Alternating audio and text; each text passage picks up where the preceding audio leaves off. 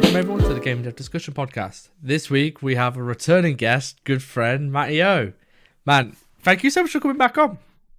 Thank you. Thank you for inviting me. So, this came about because we were chatting on Facebook about things, and we started talking about flow state and like how we like to work and stuff. And we were talking a little bit off air about like work-life balance and how that's contributing to like the whole flow state thing. So can you just, I'm sorry to make you repeat yourself, but can you just sort of like reiterate that point again? Well, for me, flow state, this is something I've not done any research on. Mm-hmm. And I'm going to sound like a huge idiot to anyone who has done research on it. But I know that I have a lot of friends who read a lot of books about it. And it's pretty big in the effects industry as well. Like it's quite often you'll speak to people who are really experienced in effects and they'll have done research on flow state because it's like they can literally reduce their overtime if they learn how to use flow state like a tool.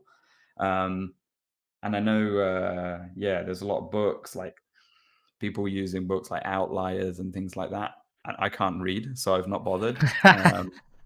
So, but for me, what I kind of noticed was I got to the point where I noticed that my art and my learning was better when I was doing things that I was enjoying. And what that was doing accidentally was creating flow. And I think the very layman's definition of flow would just be uninterrupted time. So you can just cut there. I'll be back in 10 minutes. Yeah, sure. But I'm joking. But no, I'll cut you out, dude. You've done a terrible job so far. You need to do better with this. Come on. You were good last time. You made me laugh at everything. I know. I just realized I'm on camera and it panicked me. But yeah, I think it's like the solid amount of time that's uninterrupted. Mm-hmm. And you know how like Baj was saying when you guys were on the call that now he struggles with because he's multitasking all the time, then he really struggles to just do something for 15 minutes solid. And I get that like crazy because as a senior at work, I have to do the same sort of thing. I might be talking to people about feedback. I might be talking to other people about tools. I might be in calls once every hour or 2 hours. Sometimes I'll have, like Baj does, I'll have 4-6 hours of calls, maybe the whole day. Other days, luckily, I have totally empty days. But what happens is you just get to the point where you get so used to multitasking that then when you get an empty day, you're like looking at your email every 4 minutes. You're wondering if you need a coffee. You can't get your music right. And before you know it, your day's disappeared and you feel like you've done an hour's worth of good work. For me in my portfolio and for my learning, because my portfolio to me doesn't mean anything really other than improvement. I like the numbers are cool. Ultimately, I don't value the numbers. I don't think anyone should, not for their mental health. I've worked with so many people who have like 7 followers on ArtStation and they're God mode artists, like way beyond where I'll be for the next 5 years. Those things don't matter as long as you have a portfolio, because when you show someone your work and you're trying to get a job, they can look at your art, and if they're a professional artist, the 7 followers doesn't mean anything to them. It's the work, right? So for me, the point at which the portfolio went from being super average, I think, was when I was replicating things, trying to create things that were already real, or even some of my work that was pretty good before I was doing that was I was still like replicating some Star Wars stuff, and that was me really learning how to execute well and how to use tools. But the point at which I started to feel good and everything started to get really, like, my improvement was coming, and then actually I was learning more tools, was when I started to design all of my own stuff. And then I was doing that like flying roadster and all these different cars and mechs and things. And that was because then it was fun to me. I would listen to whatever music I like, which is generally the most ridiculous, epic, orchestral, crazy stuff. And I'd be listening to that, modeling away on a mech. And before I knew it, the whole night was gone. And I don't really learn by just choosing to learn a tool. It's very rare that I can watch a tutorial and learn from it. So what I need to do is have a project run into those barriers and then So like when I was doing a scene on Endor, Megascans had no barks or anything like that. So then I had to get into Substance Designer and learn that in order to make good enough materials that I couldn't get from other places. And that was for me when I noticed how efficient basically flow was, because then it's like I realized that I could lose a whole night. And some of the most, I think it's probably the most popular thing on my art station is that OTEC Mobster. Yeah. And that took 4 nights. And Oh some shit. cars, I know it, and it's crazy. And some cars and some mechs will take me 7 or 8 months because I can't. I'm just not feeling the design. I'll like the back end, but I won't like the front end. So then I'll leave it alone. I'll do something else. Maybe work gets too busy. I have no energy after work, no kind of creative energy. Um, I don't believe in forcing it anymore. I used to do that in the first few years, especially when I was junior and trying to get a decent portfolio. And when I was struggling with imposter syndrome like crazy, then I was forcing it. And that wasn't working too badly because I was recreating. I was recreating a Harley Davidson. I was recreating different things. So I could just sit and model and bake it and texture it and whatever. But yeah, some things they just work. Like the that big Mars rover thing I did, Mhm. that was 2.5, 3 weeks as well. And that could have been faster, but I was purposely taking it to work, showing it to Jeremy, showing it to Karen Stanley, showing it to Chris Radsby, showing it to Josh, getting their feedback because it was part of a competition and I really wanted to do well in the competition. So I understood that my art isn't for me, it's for other people. And in Mhm. a competition, that's when you really sort of see that. So that's what I was trying to do. And that one just flowed and it came out really quickly and easy, but it's definitely not the case 70% of the time. So how do you like for you now? Because I know what you mean about the whole like when I cranked out like the Stairway to Heaven scene in like 2 days just because I was just in it. It was at Christmas. I just had 2 days where I had no work. Like I wasn't Yeah. working. Like I was in between jobs. I was like, okay, I've got a few days. Okay, let's look at Megascans. It was gone. It was done. Like it was no interruptions. I managed to crank it out. Now I think you've alluded to it a little bit. It isn't something you can force. Like sometimes you're saying feeling it. Now, even now, I'm like, I mean, I don't think I've been that efficient for a long time. Like, it's hard to get into that state. How do you manage that at this point where you're aware of it? You know that you can't do it. You know it's not something you can just switch on and off like a machine. But like, you want to get there. Like, how do you manage that frustration? Because that's something I'm feeling right now. Is I think about it and I go, yeah, I'm not working as efficiently as I can, and I know I'm busy and I understand that and I get what flow state is, but it's still annoying. I can't get back to that point easily. How do you manage that Yeah. as a more So experienced artist? yeah, I mean, for me, what I do is my work in my free time is very different to my work professionally. So my day to day is that I spend almost all of my time on environments, building huge compositions, working with tools, feedbacking more junior people and training and things like that. And then when I'm outside of work and I'm doing cars and mechs, and I've never made any of those professionally for any company. Um, and that's because it's for me, I find that those are the things that I enjoy, but I enjoy them personally. I don't think I would want to be making 45 cars for a AAA game. Um, so that makes it a lot easier because I'm not trying to like just turn off one piece of software and not even leave this room and then go straight into 6 hours of the same thing.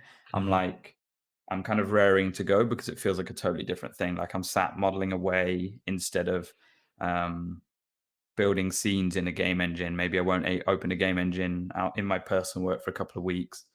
Um, and you'll notice, especially at the moment, this is pretty rare for me, but I have like 5 projects going at once. And it's because none of them are really kind of just flowing and feeling easy. So then what I need to do is just leave them time and step away. And Mhm. it's I'm not trying to impress anyone. I'm not trying to get anyone to offer me a job or anything. It's for me. It's my hobby. Um, it's how I got the job in the first place. Was that I like doing 3D. Um, so then, if I have the energy to be at the computer and to be creative, then I'm doing more 3D. But one of the things I make sure is that a lot of the time it is quite different to my day-to-day work, because then it's really easy to be bored or stressed with work and then step away from it and actually have it feel like something else. Mm-hmm. Um, but the other thing is like sometimes I'm doing exactly what I'm doing at work, which like I'm doing this big wheat field scene at the moment, and that's exactly what I do at work all day, is just work in a game engine. It's just a different one. Um, I think really all you can do is try and reduce the pressure you put on yourself, because I think that's a huge thing, is that people are almost like buckling under the pressure that no one's actually putting on them. It's all self. It's like you're putting it all on yourself. That's something I've had to learn. Um, and then the other thing is creating an environment that will allow you to actually get there. So if you're pushing yourself to do 14, 16 hours a day, and then your free time is sleep, and I don't mean that to sound like you or anyone specific, but because I do the same thing as well. And obviously we're all game devs, so we all do crunch and things. And um, but if you create an environment where you're doing your job for 8 hours a day, and then you've got 16 left, and in that 16 you're going to fit in an hour in the gym, 7, 8 hours sleep, 10 hours sleep if that's what you want, whatever, and then you actually have that time left to actually be bored and want to do it, and then your creativity is high because you've got that time every day where it's building. And then maybe you're going through a phase in your game production where I always create the most personal work when we're going through bug fixing, because when we're bug fixing, I'm not using any creative energy. I'm just sat there all day making sure things aren't clipping, making sure nav mesh is generating properly, looking at Jira and just trying to understand that as someone who can't read. And then after 3 months of just bug fixing solidly, and then that R&D's around the corner on the next game, and I'm getting excited, and I'm like, well, I want to look at foliage, or I want to look at this, and then a whole scene will come from something I'm thinking about. So I think that's the most important thing, really, is just allowing yourself that room to do it. And I think when people are pushing themselves under stress because they feel like they need to be really good at, they need to go full vegan and be the best blender artist ever or whatever, and no one's actually forcing them to do it, I think that's part of the problem. I remember doing that on a snow scene I did. It was like I was a 3ds Max user for 6 years, and then it was halfway through the project I sort of went, I'm gonna try Blender, and I uninstalled Max and installed Blender. I was like, right, I'm gonna force myself to use Blender, That's pretty and I hardcore. got so that was the I got burnt out during the safe house scene, but like that was the closest. Where I was like, you know what, fuck this, I'm not gonna do art for a while. And it was only through talking to a few friends, Kieran and John Joe, and I was like, look, this is how I'm feeling. I just need to hear your objective point of views of this scene. And they were pretty honest. They were like, yeah, this isn't great. That's not great. The only good thing you have at the moment is your snow shade, and you need to fix that. And I'm like, oh, okay, I need to hear some of that. And then it's like, and then the question they asked, are like, why, if you've got all this stuff to fix, why did you then add onto the plate Blender? And I'm like,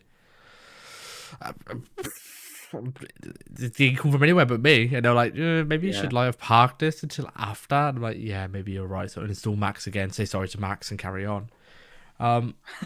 Now, there's one thing you mentioned at the very beginning about visual effects artists, and about how they kind of like they utilize flow state. So flow state, there's like two sides. You're in flow state, and if you go too far one way, you become like, there's anxiety where you like got too much challenge and you can't do it. And then the other side of it is boredom, is complacency. You know how to do something and it becomes monotonous. Now, it's interesting, the idea of utilizing flow state, because you can imagine if a studio, like for example a lead, it's like, okay, I have this pool of tasks and I have this pool of artists. If you like assign tasks, because normally you just go whoever's strongest, like, okay, Matty, you're the best at hard surface stuff, so you're going to do the hard surface stuff, and Alex, you do materials, so you do materials. That's not necessarily going to lean into the flow state side of things. Both of us might find that monotonous because we're experienced in it, and we might, we're not going to hit that peak. Now, thinking from a flow state point of view, can you imagine if like, studios actually were like, okay, I know you're really good at materials, but this person's like, okay, and this is probably going to be a bit of a challenge for them.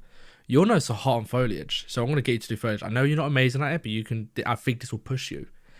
I mean, that doesn't happen now. Like 100%. I think it's very hard for studios to do that because at the end of the day, a game needs to be made. But can you There's so imagine much that? Like that's how we assign tasks. Yeah. I mean, that's an interesting. I think that like maybe one day we'll just have a little shot of flow, and then we'll just be. Sorry, dude. God, it went up my nose. That's actually how you'll do it. You have to take your flow through your nose, and then you. I think that could be. I really wouldn't be surprised if something like that happens because there's so many jobs where you don't need it. Like when I was working at McDonald's flipping burgers and trying to hit a certain speed, I didn't need flow state for that because No. I'm not trying to I'm not trying to make myself single-minded for a few hours, and I'm not trying to make ideas come from nowhere. So, and then yeah, I think that's why I think it's you could maybe do that, but I just don't think it's as I don't think it's as easy as that because like I know what you're saying is like maybe people will enjoy the challenge or maybe it's just what they're feeling right now. I think flow is like such a complicated thing in general. I think that's Mm. why there's so many books about it and actually why it's spoken about so little. Um, but I mean, I think that you have flow in sports. I did read an article ages ago about how when you're in the zone and you're not thinking about anything else, and all you're seeing is like if you're in rugby and all you're seeing is the ball, and you know that maybe it's coming back at this angle, and if it hits this person, I should be here. It's the same sort of thing, I think. Um, I think if people knew how to create it, then we would have movies and games coming out in half the time. Because the crazy thing is when you can, if you could just switch flow on, then I think your stress would go down massively because you would never have that problem of like I can't come up with something good because it would just be coming easily. And then you'd also really never have that problem of thinking I've not done enough because actually you'd be so focused all the time.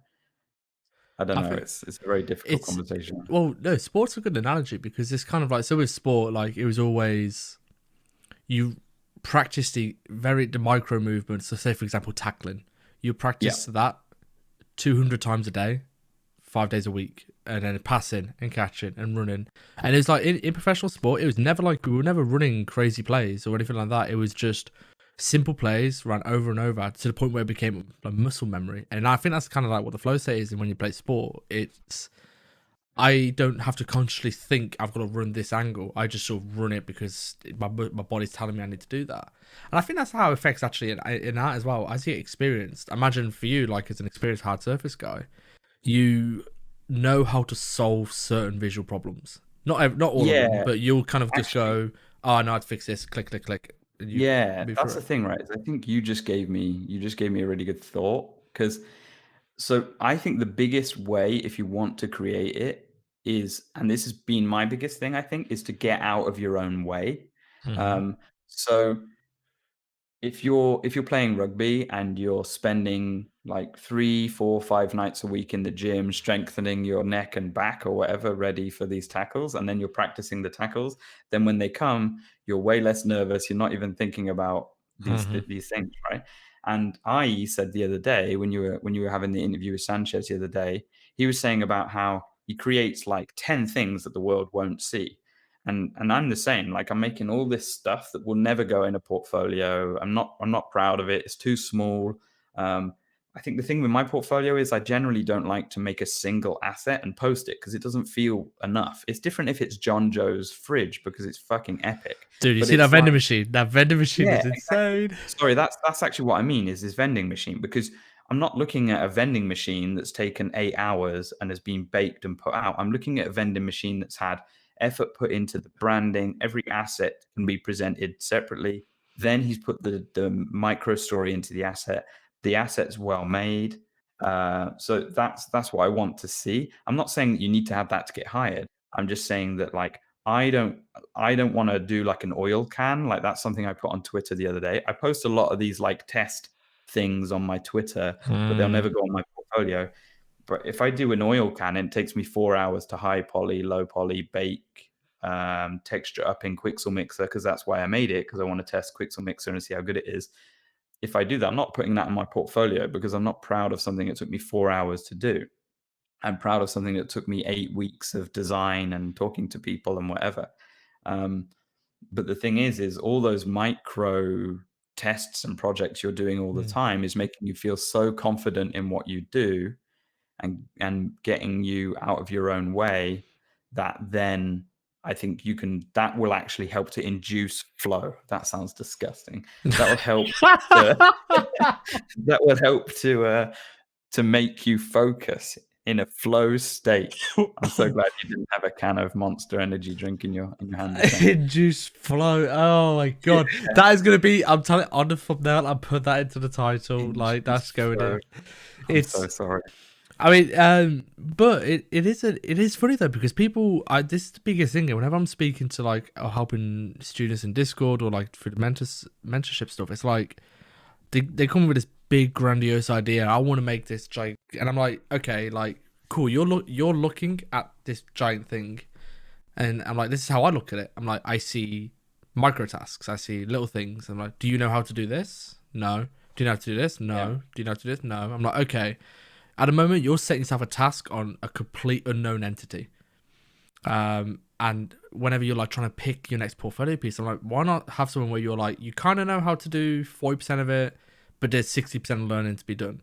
Like you're at the moment, all you're looking at is a piece of art. You're not understanding what makes up the art, and I think that's a lot of like what we do as more experienced artists. Is when we look at art, we have to sort of go, how is this put together? How does this come together? You know, what elements are there I need to learn? What do I not know? And also with the whole flow thing, or the zone, like the zone of proximal development is another word for it. Because if we keep saying flow, I'm going to keep spitting out my drink. But like to get into the zone, like you have to have almost that, like you said, that perfect project where you have a problem that you're ready to solve as well. And I think that's a lot of stuff which I see is like, you know, someone will be like, okay, I want to make this crazy like material, for example, just for argument's sake, but they don't know how to use any nodes. They've never opened Designer and they picked this really crazy project. I'm like you said, make something smaller you're never going to show anyone. Make a concrete material, really easy. Don't need to put on your portfolio, but you understand, okay, I'm understanding micro noise, I'm understanding readability. Then take a step further. How do I do damage? I don't know how to do damage. Okay, like learn to do that. Doesn't go in your portfolio, doesn't need to, but you're understanding the sort of the toolkit that will eventually help you make the big material at the end. You can even see that, I think, like, so I'm not really a substance guy. I mean, I can use it, but I mean, I'm not good at it. And when I've had obviously I've worked with Josh and I've worked with Ben and I've been able to sit through like 2 straight days of Josh training just for 2 solid days at Massive. He came and visited and we just sat and he just showed how he would build things and we would say, what about this? And he would just sit and do it. And it was amazing because you're not watching some filtered, tailored version of someone nailing something first time and being perfect. And it's the same with what you were saying about Ben when you watched his tutorial and he deletes it after like 20 minutes or whatever. When you're seeing that, but the thing I like about that, and when I've seen Ben making stuff at work and showing me his workflow and stuff like that, is that you see that first, depending on the material, right? But first, if they're going to make like a gnarly brick with moss coming through it and all this damage, they're going to sit and look at that height map for 6 hours and they won't look at anything else. And then they'll start to maybe extrapolate details from different nodes along the height map. But it's like breaking everything down into those steps. That works for me. And I think that works for a lot of people. And what ends up happening is if your task is to go full vegan and to learn Blender, make a project in Blender, but also to make the best environment you've ever seen, but then also to do stuff in Gaia for your terrain in the background, and then you want Marvelous Designer on stuff in the foreground, and then you've got to learn Blender at the same time, and then you've got to learn ZBrush or get more detailed in ZBrush for this thing. It's like you end up generating so much anxiety for yourself that you end up getting scared of like, oh, I told myself I'd do Marvelous tonight. It's for me, I have to have like kind of every project for me has a goal.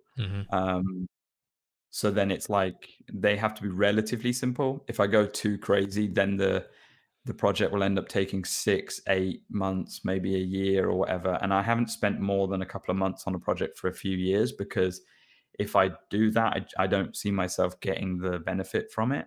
Mhm. So yeah, I think and that's something I speak a lot about in the mentorships, is getting people to not go from they've just learned the basics of UE4 straight to making a J Cummings style slaughterhouse that will get everyone in the world to blow up. And it's like you can't have that as a goal instantly. You need to make those steps. So it's like I want to see people making like really awesome assets, getting really comfortable with those assets, and then when they go to make a slaughterhouse, they're not sat thinking about how am I going to make the assets, because they're so comfortable with it. And then if they need to make a city, but they've made 5 slaughterhouses, they're not going to panic when they have to make a city.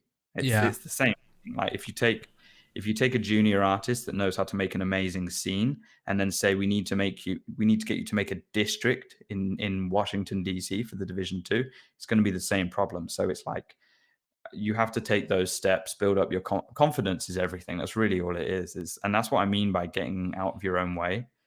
I'm starting to waffle now, but one of the things I noticed early on when I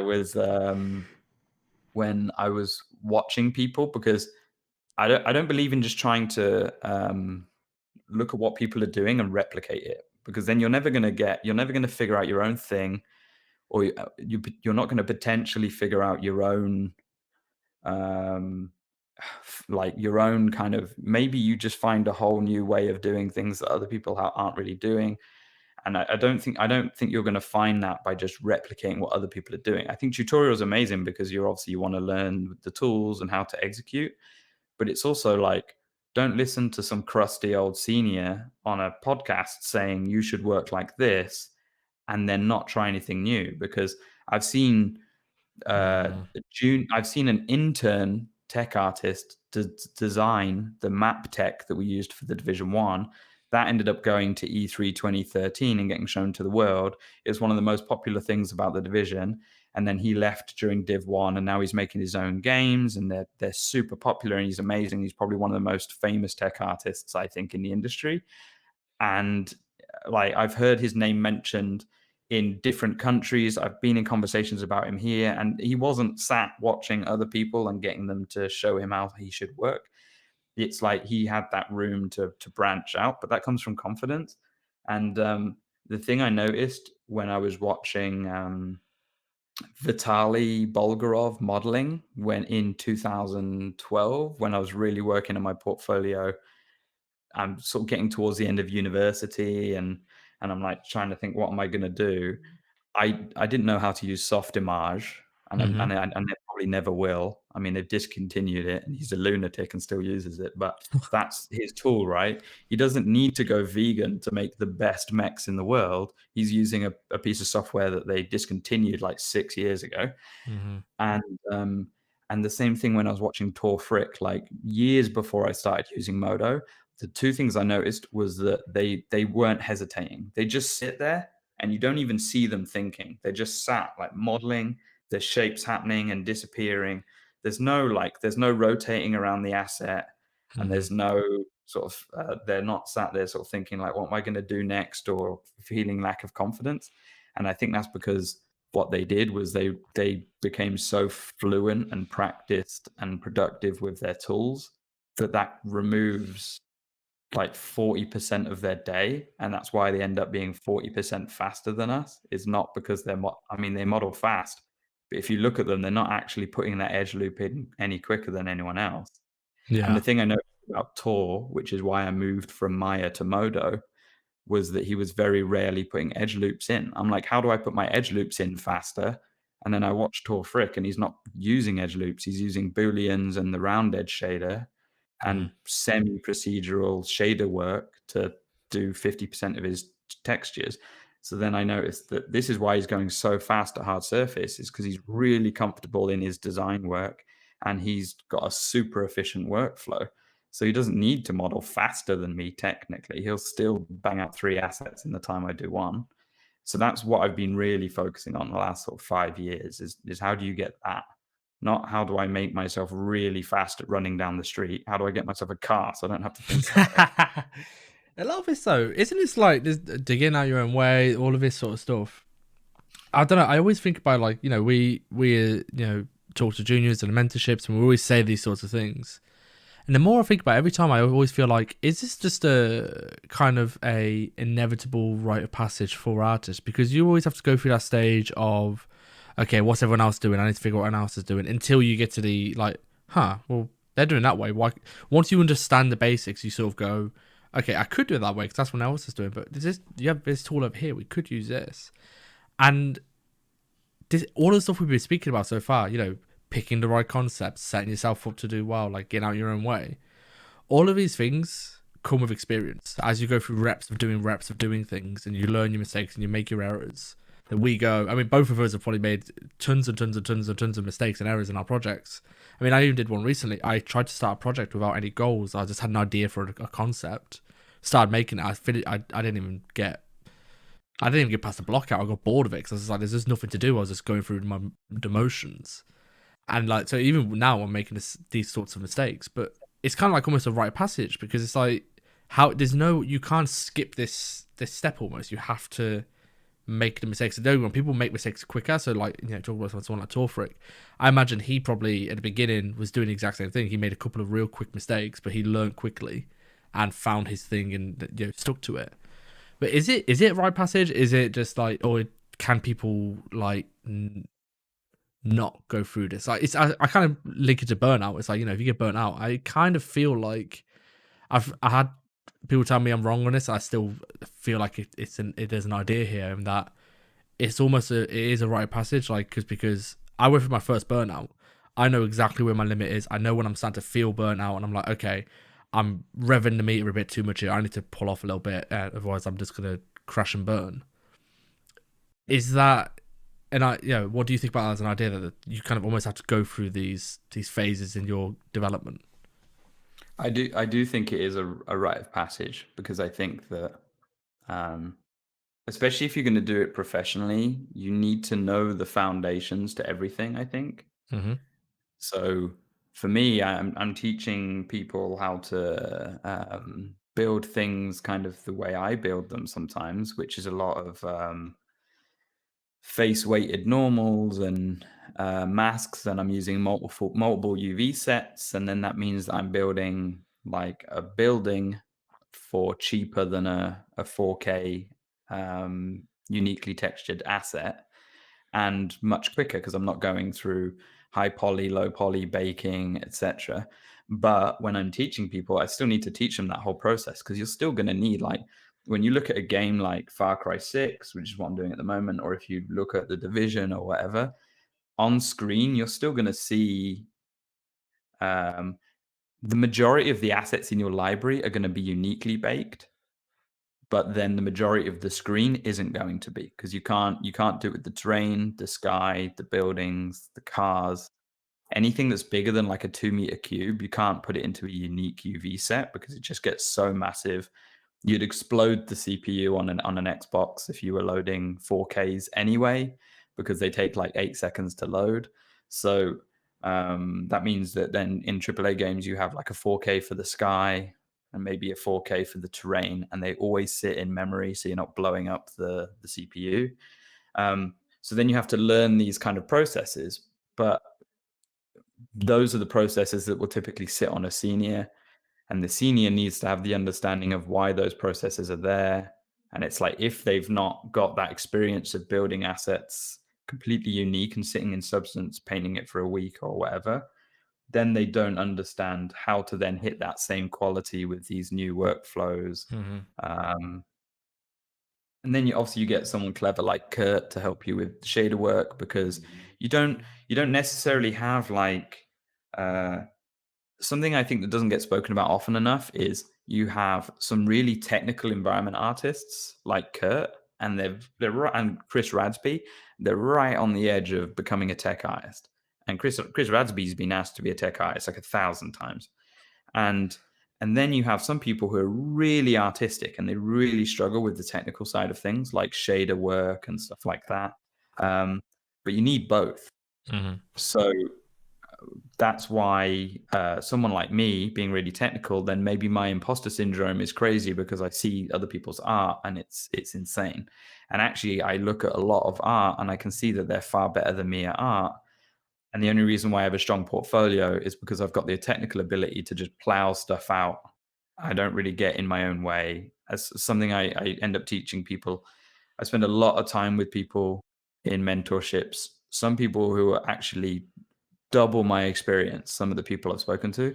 And what I'm Hmm. trying to do is get them to stop thinking and just start doing. Hmm. And there's a character artist, you probably know his name. His name's Raf Grassetti, and he's the art director on God of War, or an art director on God of War. And something he says that I like is just fail faster. Yeah. Yeah. I totally agree with that. Like, you have to make 5 bad cars before that first good car. You've got to make 10 bad fern trees, bushes, ferns before you make one good fern. That's But just the way it is. Like, you have to put the time in. You can be clever with your workflows and everything, but you really need to get the time in. Invest in yourself.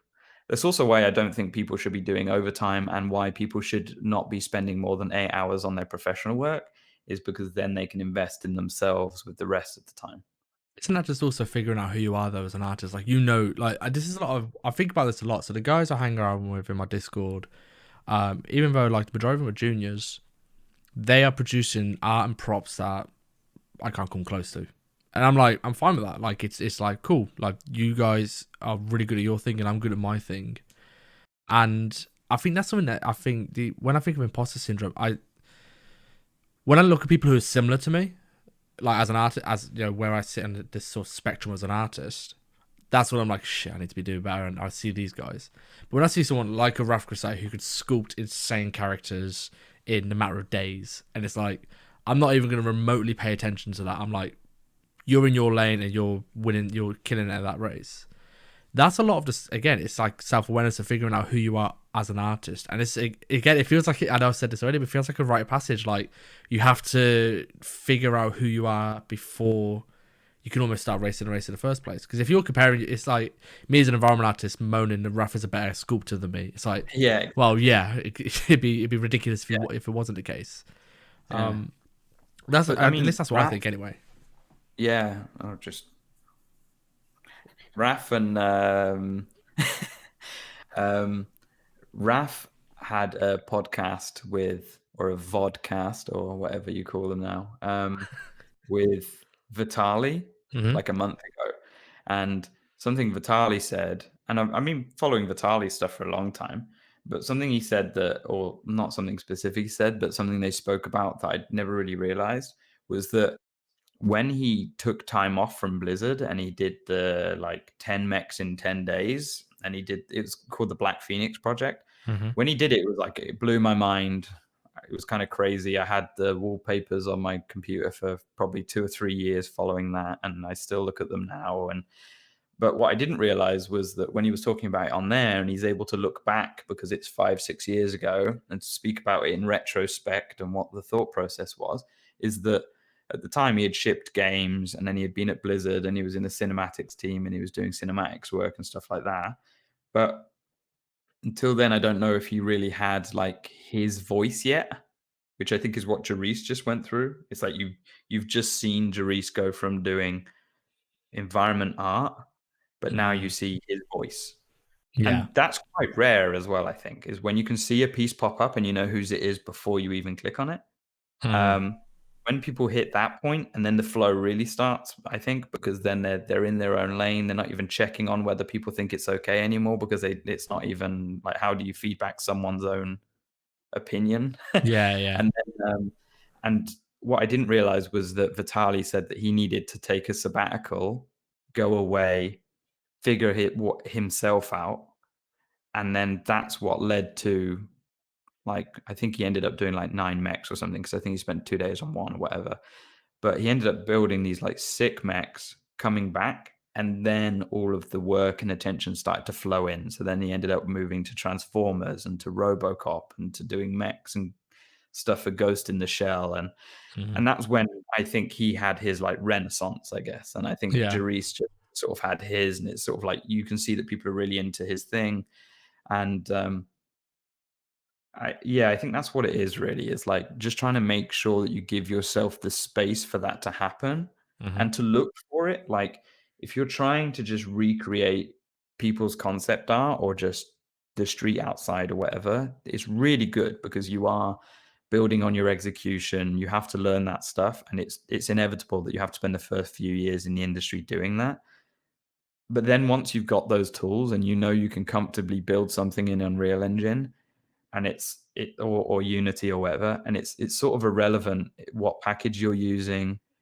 Um, then it's like actually, if you're comfortable with the tools and you can just make some art and not keep focusing on needing to learn all these different things, then it's like you give yourself a chance to find that thing that you really enjoy. Because maybe you've never made sci-fi before, and then you make your first sci-fi scene, and it ends up taking a month instead of 6 months like you're used to, and then you end up discovering that that's the thing you enjoy, and then 10 years down the line you're an art director on a massive sci-fi game. So I think you just have to give yourself the room to do it and to discover yourself. And because ultimately we've got to do this job, if we start at 20 or if we start at 25, and we're probably going to retire at 70 based on the way the world's governments are going, and that's if you're sensible with saving, then we've got to do this for a long time. So I think it's super important that you find what you enjoy.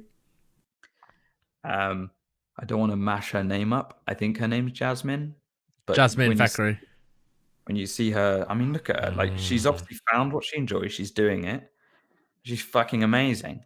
And then she has people who are like, I've had a couple of conversations about her, and it's like, I have people who are set designers, like a friend I talked to who's a set designer for TV in the US. I can't say much more than that, but he's like talking to me about her work, and it's like you don't have to have a portfolio full of stylized work to be able to appreciate how strong someone's stylized work is. Yeah. And I mean, Karen will tell you, when we were hosting the environment art challenges, I was really biased towards stylized, and you wouldn't think that if you look at my portfolio and you see mechs and cars and sci-fi, but I just appreciate it so much. I think But that stylized is a doesn't weird necessarily thing mean though, that's because my thing.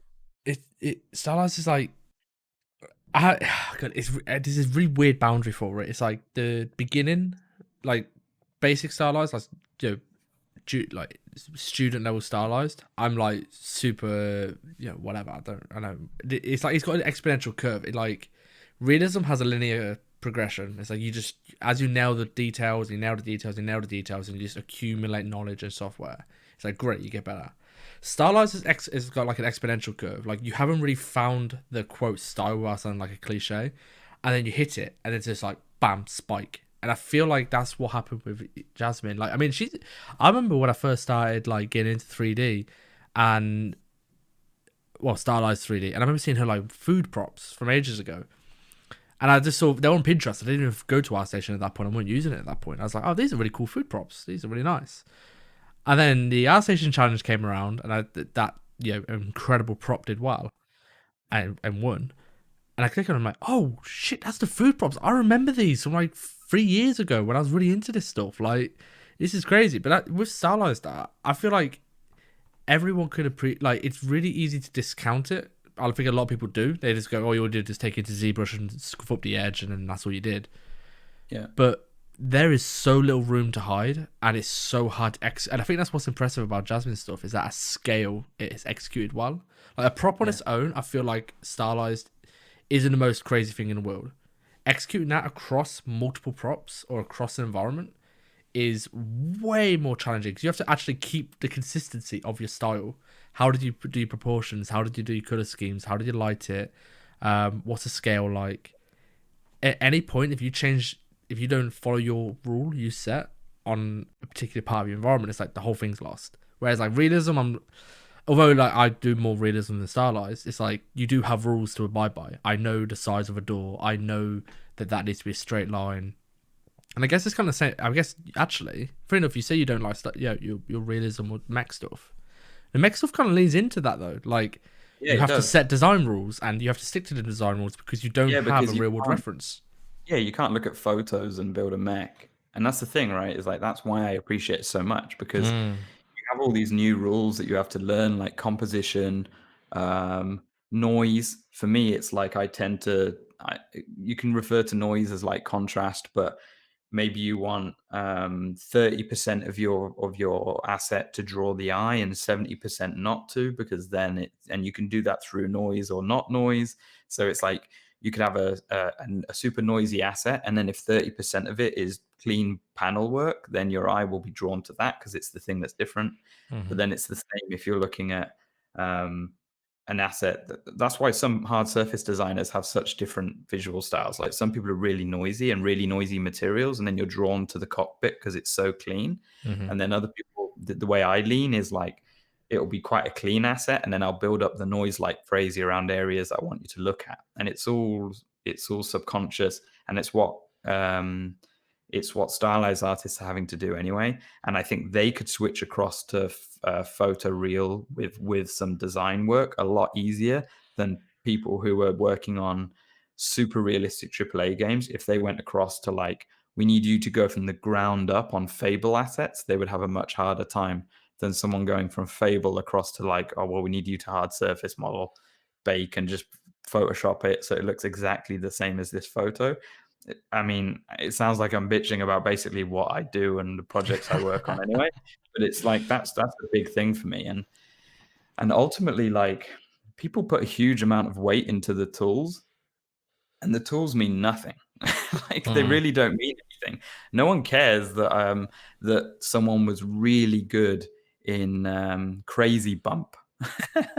And no one like so many people don't remember the start of Substance Painter already. And it was like Division 1, we couldn't even really use Substance Painter because it hadn't been integrated into the pipeline yet, and it was only coming out during the game. So then Mhm. Division 2, during R&D, then we were able to like build some tools so it worked really well with the engine and then start to use it properly. So then during Division 1, I was like mask painting for huge assets that needed burns and things like that in Mudbox. It's like, who the fuck remembers Mudbox anymore? But that's the thing, right? It's like you have these huge things in massive pipelines where it's not like a 1 week investment to bring a new package into a pipeline that has 1,000 people working on it. And so it's like the tools ultimately mean nothing. So when I hear people talk about if they're using Blender or Modo or whatever, it doesn't mean anything to me, because it's like I want to see the end result. When I look at Chris Radsby's work behind you, I'm not wondering whether he was in Maya or whether he was in Modo or whether he was in Blender. Because like when I worked with Chris, I saw him go from one to the other to the other. When I got there, he was good in Max because he had just finished Far Cry, and they were in Max. Then when I got there, he's in Modo, and we were both in Maya. So then after that, he switched to Modo just before me. And then when he moved over to the Avatar project, then he went to Blender. So in the time I worked with him, I saw him use 4 packages, but that's not why his art's good. If anything, that would make it harder to make good art because you're spending so much time learning the packages. So it's really about your execution and Mhm. practicing your art, and not about the tools. And then the reason why Chris moves tools a lot, and the reason why I've used 5 packages, I think now, is I'm looking for the workflow that will enable me to do better art quicker. I'm Mhm. not I'm not interested in whether people are talking about, to a point, even the drama and the prices and the politics. Like there's a little bit of that, and then you get people called blender boys and all that sort of thing, and all that. It doesn't really it doesn't really mean anything, because it's like ultimately the only thing that actually speaks is your art and your Mhm. portfolio, because that's our job. And in 10 years, when we're not modeling anymore because we're going into ZBrush and we're sculpting, or we're drawing and it's basically being turned by AI that runs on something smaller than your phone into a modeling, into a thing, then who's going to remember how good you were at control looping anyway? Yeah. So it's like, it's all, I mean, you've probably seen Andrew Maximov's Yes. tool where he's doing the AI driven set dressing. And Yes. like that's stuff that I've been looking at for 5 years already. So it's like when you've got people looking at stuff like that for 5+ years and he's already got a tool that's been around for several years, then it's like I don't think people realize sometimes how close the paradigm shift is. So it's like maybe you're at the top of this curve, which is like I'm getting really sick at manually set dressing in UE4 and I'm getting Mm. really sick at building them in Blender. And my control loops are so good and my bakes are super high quality. And meanwhile, you've got people who are behind the scenes. No one knows that they're working with nanite and not actually baking anything. They're not Mm. doing anything like that. They're like sculpting, texturing, sending it straight into UE5. They've got real-time lighting, so no one cares about how good their light map UVs are, Mhm. or that they require no. And I think also, like, if we don't remember to think like that, then you're going to have a whole field. I think this is me starting to get really conspiracy, Yes, go. but I think that we're going to have a whole field as we make this paradigm shift into this new industry, which is where the tools are going to become even more irrelevant. We're going to have a whole load of game artists who have been working on games for 15 years who are about to get replaced by effects artists whose sole focus has been quality. Mhm. And the thing that's blocking them from our industry is tools. And then when the tools are gone, then you got people who have spent 20 years making spaceships in ILM, getting offered jobs to make spaceships for Star Citizen, and they don't need to know the tools. Then you're just going to get run over by these group of people who are just going to get enabled by tech artists. You know, it's funny because it's basically like the issue I guess you're talking about is artists tend to get defined by their tools. That it's like the thing I always say to people is that the tool is not your pipeline; it's part of your Yeah, pipeline. yeah, And I see a lot of people get. I mean, I'm at the moment working on a series for just like material art. Like, okay, here's like 4 different ways to create materials, and you got like ZBrush, Quixel. It's obviously 100% design now, which is I mean people already kind of clued on to anyway that maybe that's not optimal. And it's like designer is not your whole pipeline; it's part of your pipeline, and there are ways to work with it. And it's like Ben said something really interesting to me ages ago. It was like I find it more respectful I find it more curious when I see an artist able to recognize the weak points of the software or the tool they're using and know when to get out and know when to just go somewhere else because they can get it done quicker and better. And I guess is that what's driven a lot of like just you're fluid in like most of the modeling packages. Is that driven just by okay, Max does this thing better, so I'm just going to use that because it's quicker, and then Modo does this thing better, so I'm just going to use that because it's better. Is that what drives it? yeah. So when I went from Maya to Modo, it probably took me a year to be as fast at modeling in Modo than I was in Maya. But I was building my personal work in like a quarter of the time, and that's because the reason why I shifted was because in Maya I would make something, um, I would I would quite like it, then I would high poly it, then I would low poly bake, send it to my game engine, um, or send it to Keyshot. Maybe I'm not doing something that's going to be real time. Maybe it's going to be I have to high poly it properly so that it will subdivide in any package, then send it to my renderer of choice, which at that time could have been Keyshot. So then it has to be tailored in a really specific way. The thing I noticed with Modo at the time was that I could use the round edge shader, then not high poly anything, so that my block out could actually look final. So when I'm blocking out an asset, I can even get my shaders to be procedurally driving everything. So it will use my edge masking and my AO and things like that to drive things inside the shaders. And then I'm using projection for my textures. And maybe I'll make a texture quickly in Dedo or Mixer Oh god, or that at the time, or Mixer now, or even Substance Designer. Um, and then I'll bring those in and then they'll be projected. And while I'm modeling, they're just being projected the entire time. And then when I hit bake, it's like it's almost instant. I can see where the edge damage is, where the grime is. And it's at the point where I just need to add some branding and I could put it on my ArtStation.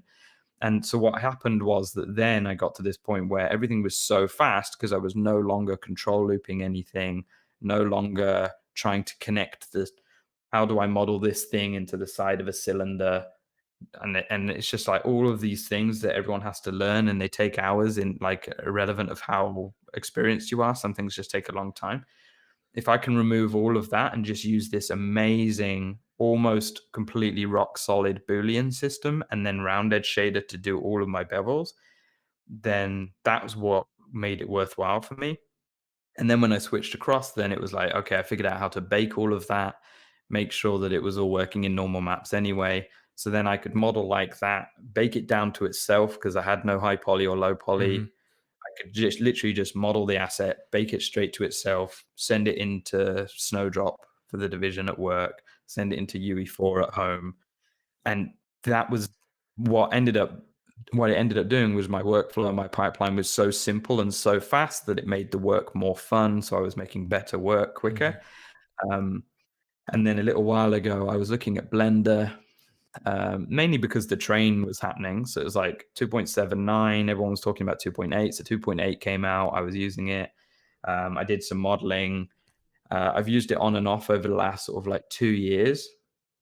I wouldn't say I'm technically dual wielding it because I don't spend enough time with it, but it was just there are still things in Blender that stop me going over from Modo. So for example, in Modo, I can have one mesh container here, one mesh container here, push them together, and the round edge will just blend them together. So I can just take something from a library, shove it into the side of something in Modo. The round edge shader will put it in order for you to get convex round edge shader to work in Blender, everything has to be in the same mesh container, which then makes something more hard, like it's harder to manage the asset. So then when you want something like a mech, which is going to be super complex, and the complexity affects the speed and the fun at which you're having, because I don't want to be thinking about technical, I just want to be thinking about creative. Then you get all those little steps. And then I also noticed that in Blender, you're using in a similar way to Max, you're using a symmetry modifier, which is looking at your modeling and then symmetrizing. That's a new word I just made up. That other side, and then what that does is that if you're modeling across that face, you Yeah. basically have to, if say you've got two faces that are mirroring like this, I have to model into the center, push it down, bring it across to 0, and delete those faces, and then it's Yeah. going to mirror. In Modo, I don't need to do that because it's not a modifier. So I just click on the two faces, hit inset or bevel or whatever package you use, what it uses, and it will do that across the symmetry. So you're modeling across the symmetry. You've got round edge shader working all the time. You've got much more reliable, faster procedural material work.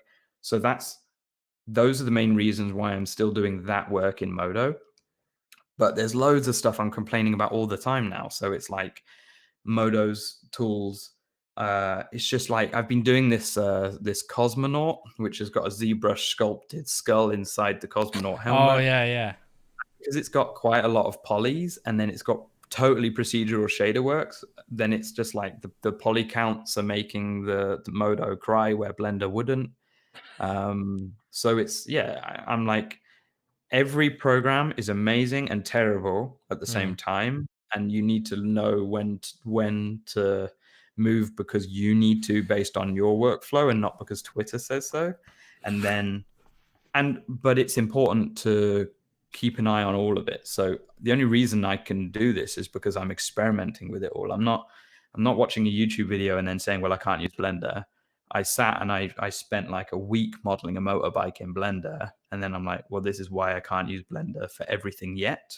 But I'm always experimenting with EV and new pipelines, and then those pipelines give me ideas that I can then take back to Modo, or maybe build my own things, maybe do something with Houdini that will proceduralize part of the process anyway. So I mean, Houdini. Well, if Blender's vegan, like I said, the Houdini's the CrossFit, because that's the one which is I'm. It's funny because like I'm glad I had that dip into Houdini. I tried it for a week. I was just like, okay, I'm just gonna try and make things, and I had some fun with it. And now I'm like, with whenever I'm doing R&D now at work, I'm kind of thinking, okay, I have this problem. this has to work across scale. Well, I know Houdini could do a lot of this, and I bet if I looked a little bit further, Houdini could probably do a lot more than I know. And it's like all these things. It's back to what we were talking about earlier, like dipping your toes in and just trying things and like actually experimenting, like so you know it's there. It's what's this? I was just stroking my teddy. Oh, I see. Fuck it. Oh, dude, I didn't even notice that back there, and now it's creepy. Still, like it's been watching you the whole time, and I might have to like edit some eyes into that thing. But I'm sorry, I totally distracted it's you. but that whole idea though, like by dipping your toes into things and just trying it and figuring out what works for you, even just informs you later on down the line. Because I tried Houdini like probably a few months ago now, and it's only recently that I'm like, oh, actually, a lot of these problems I'm having, I remember Houdini could do stuff like this. Huh? Yeah. Okay, mark for later. That's what I need to look into Houdini. So I guess with everything, it's like trying things and actually just experimenting with the way you want to work with them is a lot better like than just like I said listening to Twitter because everyone's saying Blender's good, you should use Blender. You make your own mind up in the sense of okay, I know what I needed to do. It isn't doing it right now. Cool, I'm now informed, and you're probably using Modo now and going, this problem Modo's having, Blender didn't have, and now I've got to. Dude, I'm at the point where I have like a love-hate relationship with Modo right now because it just feels like it's just out of date enough. It still makes the Autodesk products look pretty poor, Mm-hmm. but it's just getting far enough behind. And Blender's right on that bleeding edge where it's like it's amazing, but there's a few things that aren't quite right yet. But that's also why I have it on my PC because I'm still using it on and off for different things. Mm-hmm. That for me is when at some point the two will end up going like where it's like this now, it will go like this, and then Modo will just get removed from the PC. Mm-hmm. So that's I tend to overlap things for months or maybe a year or whatever. In this case, I've had Blender on there and I've been using it on and off, and I can model an asset if I need to. But it's not quite beating Modo at the things I'm using it for. And it's like if someone says that, well, we should have a modeling competition and maybe they can outmodel me or whatever, but that's what I'm saying isn't important. The important thing is that I've got a workflow that I've worked on to make it feel really efficient.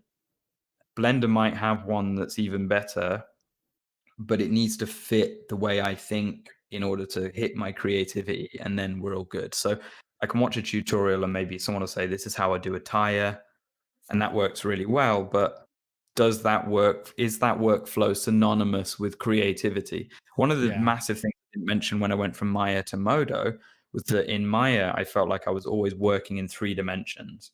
Whereas in Modo, you can realign the entire world's grid to any face. You can do it in Blender as well. But you could just, if I was modeling my phone, if my phone was at this angle, then I could grab that face, align the entire world to that, and then model like that for the next 20 minutes. And that made it feel more like I was in ZBrush. I could model at any angle. And that was one of the big things. So, and Maya is, I think Maya has that now. It's like a plugin that someone made. But that's why I think it's important just to keep an eye on all of these things and to try them. Because normally there's no smoke without fire. Like, if people are going mad about Blender, it's not because the Illuminati told me, maybe it is, but it's probably because there's loads of sick stuff in there. And when I use it, it's amazing. And there's certain things that I think it would destroy Modo at. But for now, it's like at work professionally, I'm using Max. And then when I'm doing my own like benchmarking stuff for work, I'm using Modo. But then before Christmas, when I was doing this benchmarking stuff, I was using Blender and Modo at the same time, but then exporting through Max. So it's like you need an understanding of all these different tools and actually how they can all leverage each other anyway. And then I think then you're getting to the point where you're starting to think about how you're creating the best art you can make and improving yourself as an artist. Because ultimately, these tools will be forgotten in 10 years anyway. And the thing that won't be forgotten is all of that time you put into composition, design, general creativity, your own confidence, your own mental health, things like learning how to just balance all of these things. Like I've been the same, what you were saying earlier, like I've been on the edge of burnouts in my personal work. I've been like right on the edge of a proper burnout professionally and things like that. and it's like these little things that you have to go through to teach you that balance. And then really, like, once I think you get everything right, then it all just starts to click. And that's how it works for me, at least. I'm sure a lot of people are very different, so it's not like a one recipe for success for everyone, and people define success differently anyway. So Yeah, exactly. Dude, I think that's actually a perfect place to leave it off, because I think that's probably, out of everything we've been talking about and everything we've been speaking about, that's probably the most important message you can leave that on, is, you know, the whole idea that you've got to work on these parts of you which won't be left, you know, to the sands of time. Like, you know, yeah, especially I think the work-life balance, especially, actually. Recently, I'm trying to realize that. yeah, I think we sort of left it at the same point last time we had this call, but ultimately my message is make sure you're happy doing your work, Mm. and everything will come with that. Like, don't Yeah, try and force. that's nearly a year and a half, nearly 2 years ago, a year and a half ago. Yeah. Damn, that is weird to think about, actually. But anyway, everyone listening, please remember, you know, like, follow, share, subscribe, because the more people that get to hear the fantastic information that Matty has to say, the more people that get helped. And especially this one, because there's a lot of good stuff in here, and I think a lot of people will be helped by this. So, Matty, dude, thank you so much for coming back on. It's been an absolute pleasure. Thank you very much. I love you. I love you all.